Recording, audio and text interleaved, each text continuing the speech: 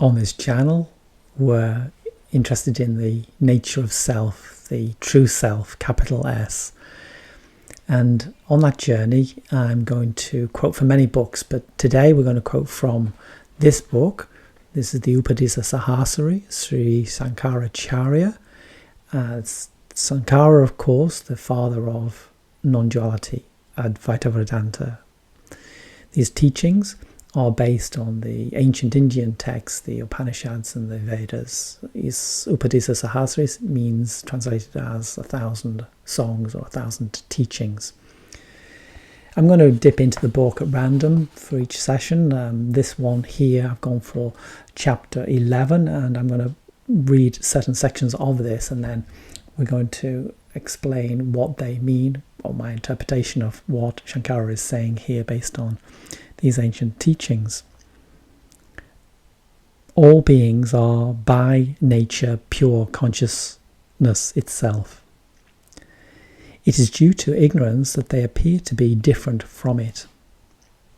The difference from it is removed by the teachings that thou art. I am Brahman, of the nature of pure consciousness without qualities, free from ignorance, free from the three states of waking, dream, and deep sleep, living in all beings like the ether. I am the witness, free from all the defects. Ever free and different from names, forms, and actions, I am the Supreme Brahman, the Self consisting of pure consciousness and always without a second. Those who think themselves to be one with Brahman and at the same time to be doers and experiencers should be regarded as fallen from both knowledge and duties. The real nature of the Self, who was pushed and awakened, has been described by the saying, not this, not that, which negates all superimposition.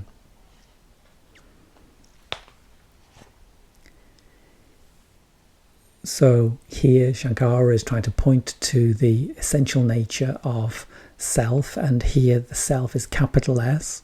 So that is the animating force that drives this glove puppet. So the thing in the mirror is the form, and of course here we are in ignorance of our true nature. Those who think themselves to be one with Brahman at the same time, doers and experiencers, should be regarded as fallen from both knowledge and duties. So this is misidentification, identifying one's self, small s, the idea of me, my name, that I am the doer of those actions. And also recognizing ever free and different from names, forms, and actions. So again, that's disidentification with what we see in the mirror, that what greets us each morning, the mind-body unit. And the real nature of the individual self, capital S, is described by not this, not that, which negates all superimposition. Now this is key here.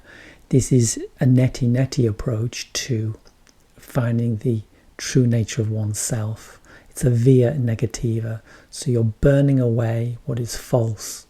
So you're disidentifying with what you've been told is the truth of you, your idea of self, small s, of form, of mind, of consciousness, personal consciousness. And when I'm talking about mind here, the idea that our mind is our brain and our consciousness is personal to ourselves, happening between our ears.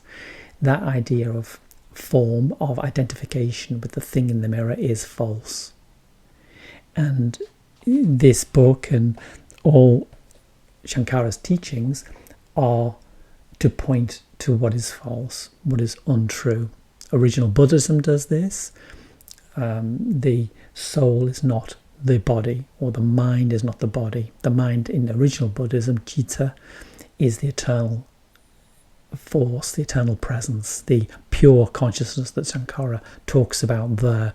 So that animating force is not the body. So you are not that. That thou art, that phrase is, you are that which animates that form, the eternal light, the ever-present beingness itself, the pure awareness. Often a lot of new neo-Advaitas, they will look at the direct method of just pointing to consciousness itself to negate the story that we build up around that of ourselves. But going back to the source, if you can, is more productive.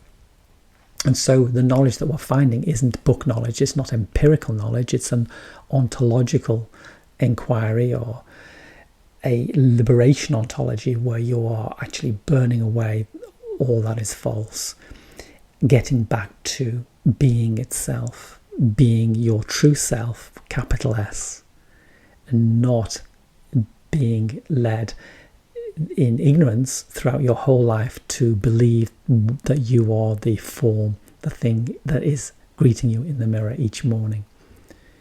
So we'll keep dipping into this wonderful book of teachings, 1,000 teachings, 1,000 poems, to point to the truth of one's being, which is a monistic metaphysics. In other words, all is one. And that message is the perennial wisdom and runs through all the great teachings. We can also look at great works, and I have done in the past, thinking particularly of the Tao Te Ching by Lao Tzu.